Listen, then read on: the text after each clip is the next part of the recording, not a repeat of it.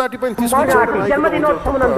గొడవలు పెట్టి వేరు చేసేవాడు నాయకుడు అవ్వలేవు. ఏదో ఒక రోజు జనం వదిలేస్తారు, గుర్తుపెట్టుకోండి. తిరుమల గర్భగుడికి వచ్చేసి బంగారు ఎలాంటి నాయకులు అవ్వాలని కోరుకున్నానంటే, గొడవలు వచ్చినా కానీ ఎలా మీరు కూర్చొని పరిష్కరించగలరు.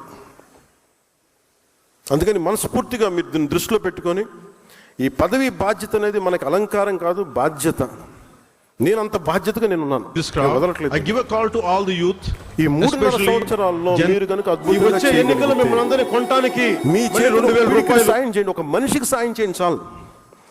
నేను అదే అనుకుంటా, ఒకసారి నా దగ్గర బడ్జెట్ లేదు, ఇంకో లేదు అనుకుంటే 1 కిలోమీటర్ రోడ్డు వేయగలను అనుకుంటాను. అది చాలు, నేను చేయగలుగుతాను. ఒక ఊరు కనీసం అంటే ఏమి చేయలేని కాడి ఎంతో కొంత చేయండి, అది నా ఉద్దేశం.